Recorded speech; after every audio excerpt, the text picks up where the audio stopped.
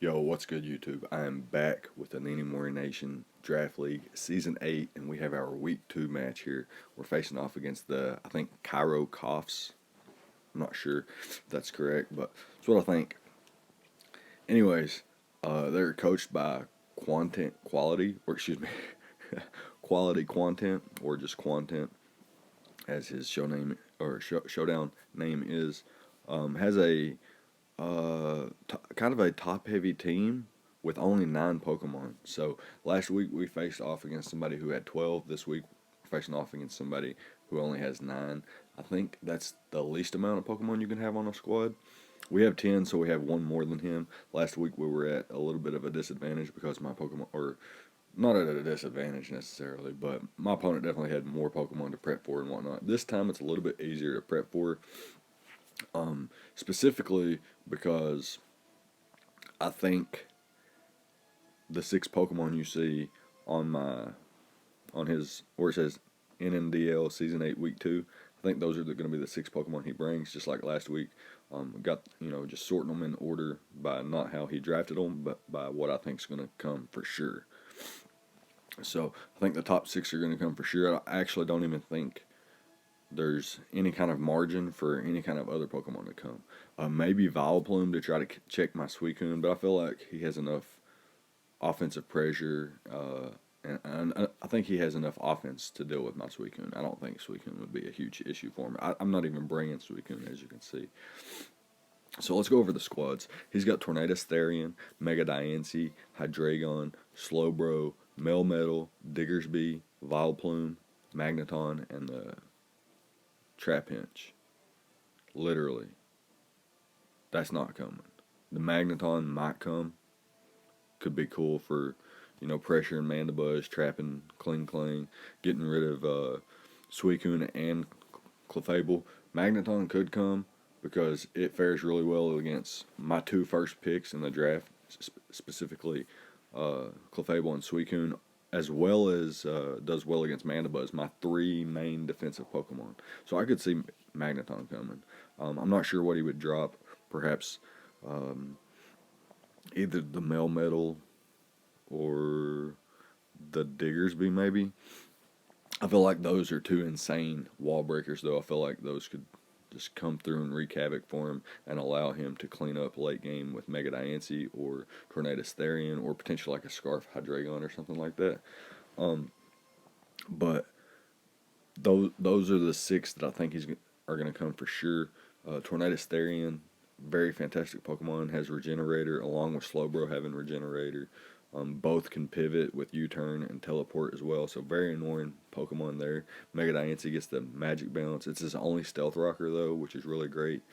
He does have other means of hazards, such as Diggersby setting up spikes, but I see that thing just clicking attacks versus me and like breaking things like Clefable, Suicune, Mandibuzz, Serena even. It rips my team. Hydreigon, if it comes, I expect it to be Choice Scarf to potentially catch my Mega Alakazam or a non-Choice Scarf Infernape, and be able to outpace those things. Mega Diancie could also have something like Rock Polish if he were. I don't necessarily see I see Mega Diancie coming with Stealth Rocks, 3 attacks, because Dual Stab wrecks my team. Plus, the 2 mons that resist Dual Stab are hit by the same move in Earth Power. So he could cover Nidoqueen and the Kling with Earth Power alone and run Dual Stab, which is fantastic for him. So Mega Diancie is a huge threat. Tornadus Therian is a huge threat. Hydreigon's also a huge threat. Those 3 being such huge threats, I actually decided that I was going to bring more of a defensive type squad this week and rely on that. So I've got a Max Spadef Clefable, Max HP Max Spadef with a Calm Nature with Moonblast and Flamethrower. Pack the Flamethrower just in case I could catch something like a Melmetal or the Magneton upon switch in. And I got the Moonblast for literally everything else, and I kind of needed it for the Hydreigon specifically. The Flamethrower also hits the Vileplume, which is a poison type, which resists my Moonblast. And then I got the Wish Protect. I can pass wishes into things like Nidoqueen and Kling Kling, Mandibuzz, potentially even Mega Alakazam. I don't actually see Infernape taking any hits. Perhaps hits like Double Iron Bash from Melmetal. But I don't really see it taking anything else. Pretty much going to drop to everything outside of like a Dark Pulse from Hydreigon. So I don't really see myself passing a wish into that, but still packing the Wish Protect helps itself, it helps the rest of the team, and just a really solid Pokemon overall. Max HP, Max Spadef, I take literally nothing from Tornadus Therion's special attacks, such as Hurricane or Heat Wave if he's packing it, and Moonblast or Power Gem or Earth Power doesn't do too much to my Clefable. And if he's packing the Nasty Plot on the Hydreigon or any kind of coverage, or excuse me, boosting moves on any of his Pokemon. I do have the Unaware on my Clefable as well. So, Nasty Plot, Hydreigon shouldn't be a problem. And Moonblast will drop it 4 times effective. I suppose it could run the Roselli Berry, but even then I think it does a lot. And then you would be missing out on like a Choice Scarf or Life Orb, or even Choice Specs could come. Choice Specs would actually do damage. I think even Life Orb can, if it's Life Orb Flash Cannon, has a good chance to 2-hit KO me. But other than that, Clefable can't really take a hit from Melmetal. Double Iron Bash, one-shots if it's offensive. Even if it's not offensive, I think it pretty much one-shots. I can take 1 hit from the Diggersby, not 2, because I'm specially defensive. But being specially defensive, I can take a Flash Cannon from Magneton from full. It does 2-hit KO, but there's possibilities that I can get like Wish Protect, leftovers, and stuff like that as well. So next up we have the Mega Alakazam. We got the substitute. We're running a substitute because he could switch a lot. So I force things out, and something like the Slowbro might not be able to break my sub with Scald, and he might not. He might click something like Future Sight or predict me to taunt. He might have Toxic or Thunder Wave on things like the Slowbro or the Tornadus Therian. So I figured I'd pack substitute this week, and the 3 normal coverage moves. He got the Psychic, literally hits everything on his team outside of the Hydreigon for neutral or excuse me, I guess it's not all neutral damage, but it does hit everything except the Hydreigon. Shadow Ball hits what's resisted by the Slowbro. Shadow Ball hits that for super effective damage, and the Focus Blast hits the Hydreigon, the Melmetal, and the Magneton for super effective damage. And I'm running a Timid Nature with enough speed to outpace a Choice Scarf Diggersby, because that thing is an issue. So my Mega Alakazam can Mega Evolve, outpace that thing, hit it with the Focus Blast, one-shot it. Unless it's running like a Chople Berry, but then it won't be Choice Scarf, won't be that big of an issue to the rest of my squad, and so on and so forth. But Mega Alakazam, dude, outpacing a Choice Scarf Diggersby, that's crazy, so fast. Next up, we got the Infernape, and we are rocking the Choice Scarf on the Infernape this week with the Iron Fist ability to boost our Mach Punch. Something like a Swords Dance Diggersby with Life Orb or a Silk Scarf or something like that could be very problematic, especially with Quick Attack. Wanted to always be able to outpace that with Mach Punch. And if he reveals he doesn't have Choice Scarf, or excuse me, doesn't have Quick Attack, then I would be Choice Scarf close combat anyway, so I'll be able to pick him off. Could also help me against the Choice Scarf Mach Punch could help me against the Rock Polish Mega Diancie, as well as Tailwind Hydreigon. So that's really cool.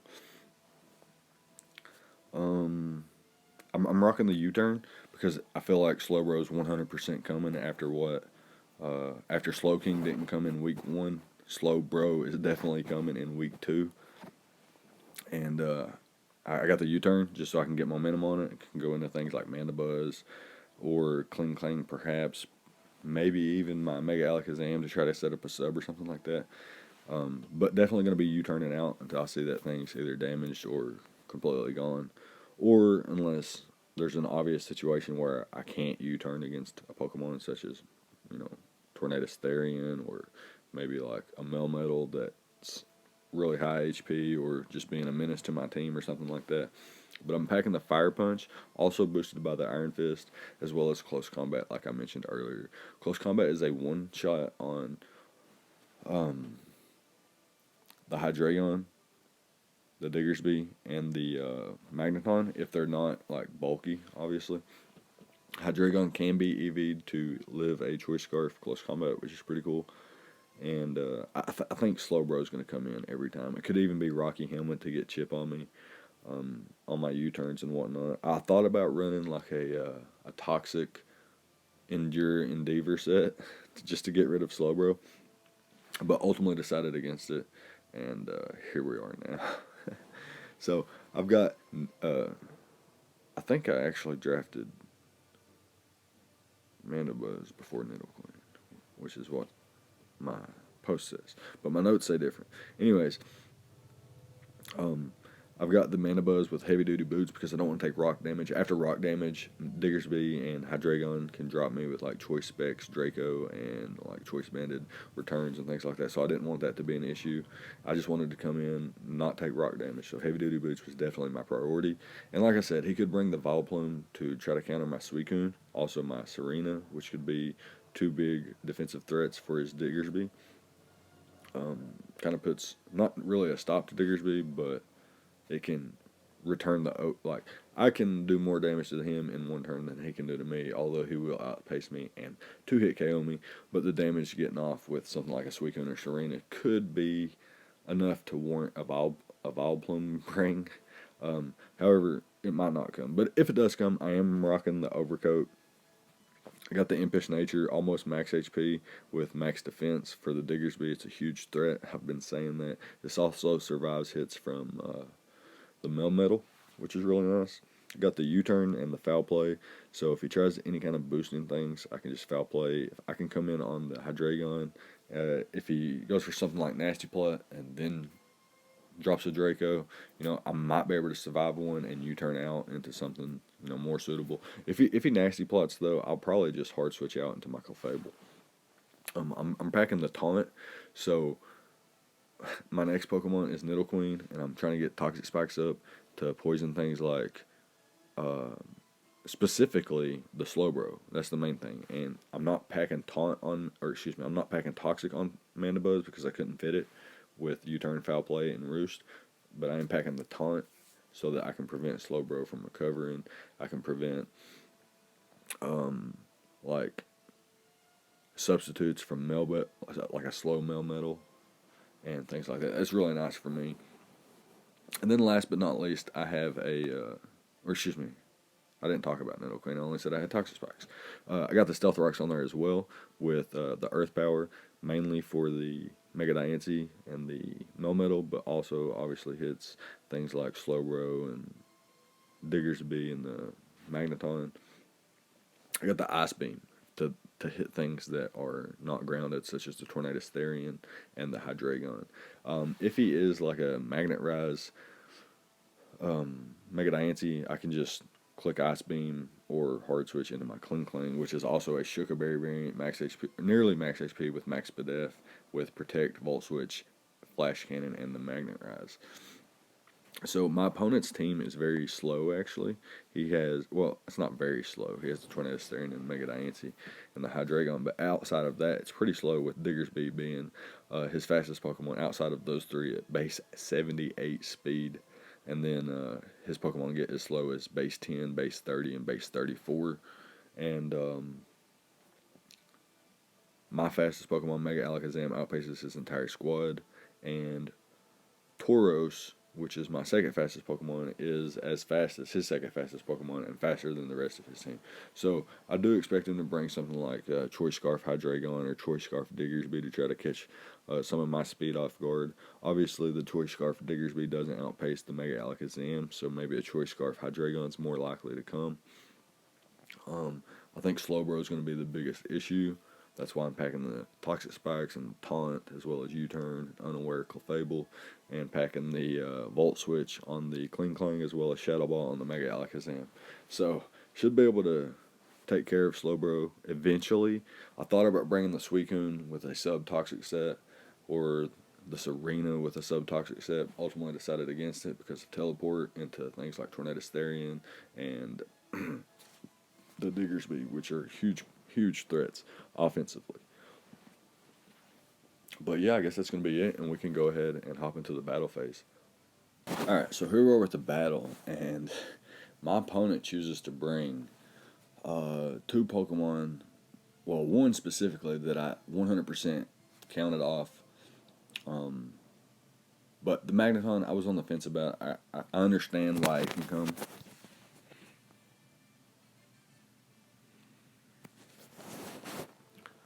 But yeah, he chooses to bring the Mega Diancie, which pretty much was a no-brainer. It's his only Stealth Rocker, and I feel like Stealth Rocks are, even with heavy-duty boots in the game now, I think Stealth Rocks are still prominent. Not prominent, that's the bad word. Relevant. That's a better word. I think rocks can make the difference in a game.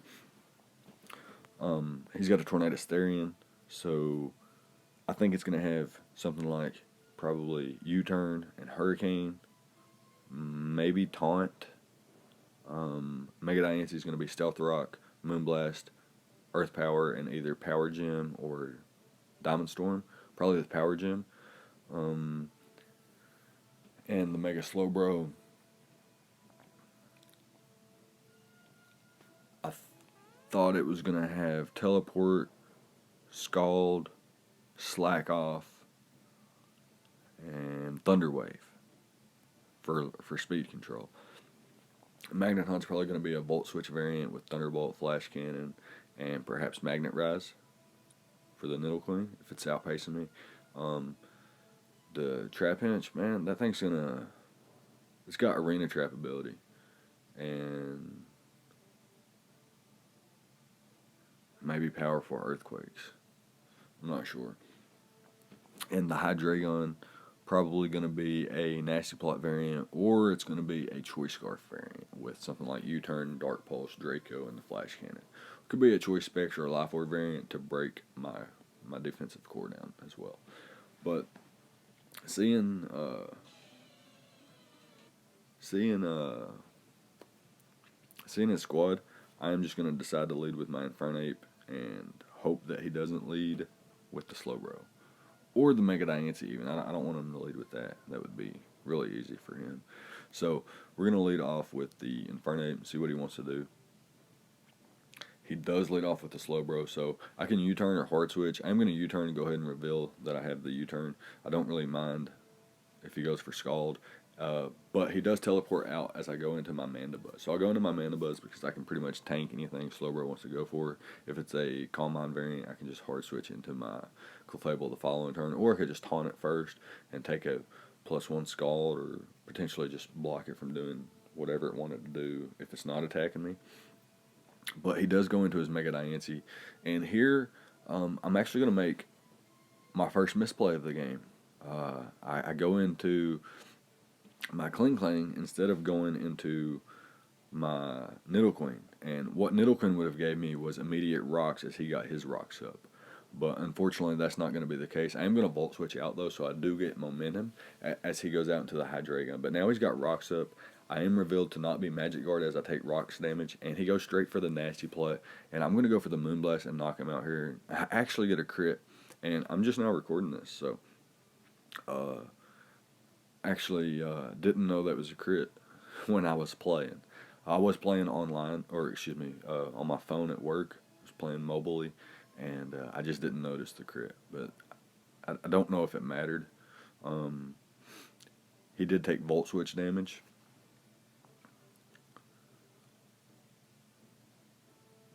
And he was at what? Like a little over 90%. I think Moonblast did like minimum 80% with no bulk. But yeah, let's go ahead and continue with the battle here. He's going to bring out the Mega Diancie and not wanting to take an attack immediately. I'm going to go straight out to my Nidoqueen. As he goes for the Earth Power, I guess predicting my Kling Klang, I did reveal it as the switch in earlier. He's going to stay in and go for it again. As I just go for the Earth Power here, I didn't want to risk it. Him just clicking Earth Power twice and knocking me out. So I did get some damage off, which is nice for me. I lose both of my Shukaberries as I go into my Kling here as well. And try to Volt Switch out again, predicting his switch, but he does go into the Trap Pinch this time.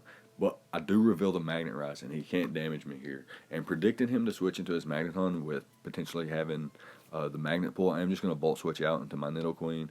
And here I can decide to get up my Stealth Rocks or set up the Toxic Spikes. Or I could click an attack. He could be faster than me as well, but we'll see what happens here. I'm just going to click Toxic Spikes and see what he wants to go for here. I think Toxic Spikes is best for me because Slowbro's an issue. He does go out to the Tornado Therian. This thing could have the Defog, so I go immediately into my Kling just to Volt Switch again. He goes out into his Mega Diancie, and here's where Protect is actually going to come in handy for me. So he is poisoned, and he's at 1%, so all I have to do is click Protect, and he'll faint. He probably doesn't know I have it, as I've revealed only Volt Switch so far, I think. Volt Switch and Magnet Rise. So, yeah, I'm just going to click Protect here.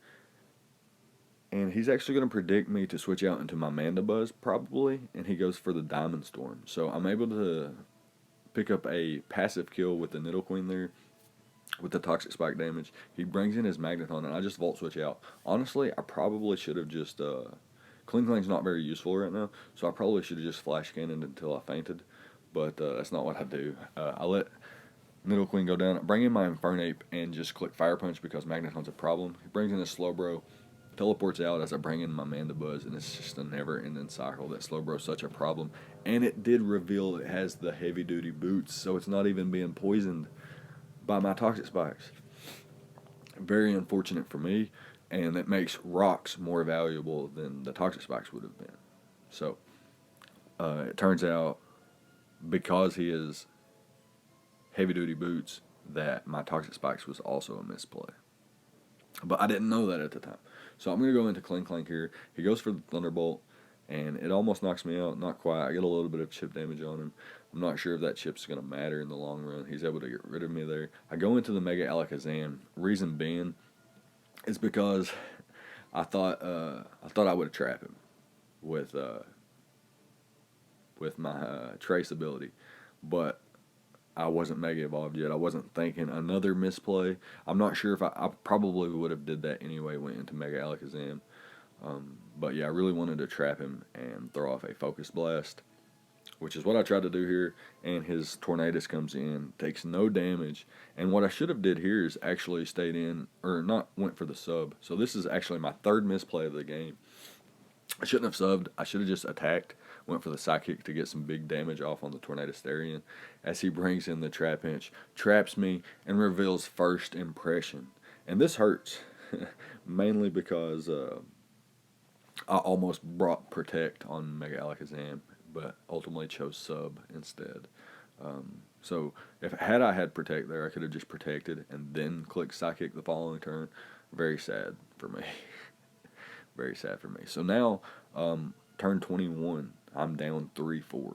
It's looking like an uphill battle for me. So let's get back into the battle here. He is poisoned, so I can just go into my Clefable here, and I feel pretty confident just attacking, try to weaken something. He goes into his Tornado Therian, and I'm just going to keep firing off Moonblast. What I'm going to try to do is just eliminate every threat in front of me here. I could potentially go for the Flamethrower, predicting the Magneton, but I felt Moonblast was probably just the best overall play. And I do get a special attack drop, which is pretty cool, but I'm unaware. I'm not even sure if unaware works like that, if I'm not aware of, down boosting as well, de-boosting. I'm not even sure what the word is. So because he's not being poisoned, and I have Protect, this is kind of a little never-ending cycle right there, but he reveals the Steel Beam as I Protect finally. So for a few turns, he swapped out there, maybe predicting me to switch out, and he didn't want to lose his Magneton yet, didn't want to go for the Steel Beam. He does finally reveal the Steel Beam, which takes, I think, half of his HP, which was more than he had, and eliminated the threat there. So Clefable coming in clutch. I'm not sure who gets the KO with that, but Clefable doing work here. So Slowbro versus Clefable at this point. He does disable me. So his Tornado Therian revealed Taunt, and his Slowbro revealed Disable. So that's pretty problematic, actually. But I can just stay in here and click Wish Protect and start firing off Flamethrowers. So it seems like his his play around Clefable was the Magneton as well as the Nasty Plot Hydreigon, as well as having this Regenerator core with Disable and Taunt. It's very annoying. Either way here, I can just keep attacking. Probably a little bit poor commentary because of how, not necessarily poor commentary, but where there's so much just back and forth and a lot of wish and protect and a lot of switchings in that, and the Regenerator core allowing my opponent to just switch back and forth. They're kind of annoying, but Tornadus Therian very weakened at this point, and he actually goes for the Hurricane. So had I stayed in there, he misses. Had I stayed in there and just clicked Moonblast, his Tornadus Therian would have went down, my Clefable wouldn't have taken much damage, and I would have a 3-2 lead right now. But I switch out to my Mandibuzz. He actually misses the Hurricane, which would have probably done a lot more to Mandibuzz than Clefable, since my Mandibuzz is actually physically defensive. But here he switches out as I go for the Taunt, and I was predicting either the Slowbro or the Trapinch to come in here, and the Foul Play just knocks it out. So I'm assuming that thing's probably like a Choice Band set with the first impression for my Mega Alakazam specifically. Really wish I'd have packed the Protect on there. It would have been awesome. But, so I think I've said I've made 3 misplays so far, and as you're going to see here, you're going to watch my Mandibuzz get whittled down little by little. I'm actually going to make a misplay that this could have even been considered a misplay. I roosted, but maybe not. I did get burned, which is a little bit unfortunate, but still, look how low he is. He's at 21% right now. 21%. My play is to taunt, right? My play is to taunt right here. I can survive any hit. My play is to taunt, and I clicked Foul Play. So that's my 4th misplay of the game, and it could very well cost me the game. All these misplays are going to catch up to me. So very unfortunate for me. I'm going to have to switch out to my Mandibuzz is now considered sack fodder unless I can get it in on the Slowbro and roost up, which would be hard to do. Survive a Scald plus burn damage and roost up. That would be really hard for me to do at this point. I went for the Moonblast there because I thought I could actually knock him out. He does survive though and gets some Scald damage on me, which actually puts me pretty close to being in range of Tornadus Therian's Hurricane here, if he does land. And I'm going to click Protect, just for a little bit more burn damage. I'm not sure how much bulk this thing has, how much offense it has. It could be very bulky, and I just want it to be in range of Infernape. But I survive the Hurricane and get the Moonblast off while confused. And I pick up the 3-0 victory. So we're going to move to 2-0 with a +9 differential. We've beaten our first 2 opponents, and this one was a lot longer than our last one. Our last one was like less than 20 turns, and this one was over 50 turns. So good game to quality content. Didn't realize during the battle that I had a crit on Hydreigon, so I'm sorry for that. I did notice, I think you missed 2 Hurricanes throughout the match. Maybe 1. I remember 1 for sure. Might have been 2. Either way, I don't think the Hurricanes were as important as the crit, but like I'm unaware of Clefable anyway, so a Nasty Plot Hydreigon wasn't doing that much. Flash Cannon. Some of, I think the post battle discussion said something about perhaps he was Belch or something, and perhaps he was, but it still doesn't knock me out in 1 shot. And I can wish protect, so on and so forth. So, good game to my opponent. Clefable survives. Infernape, after picking up 6 kills in week 1, picks up 0 in week 2. But a win is a win nonetheless. Mega Alakazam got dropped. Caught me off guard with the Trapinch, so kudos to that. And actually kudos to the Steel Beam Magneton, as well as the Disable Slowbro, and the potentially a Roselli Berry Nasty Plot Belch Hydreigon. That was pretty cool to see. So that's going to be it. Let me know what you guys thought about week 2. And I'll see you guys in week 3. Leave a like, comment, subscribe, and I'll see you guys next time. Thank you for watching.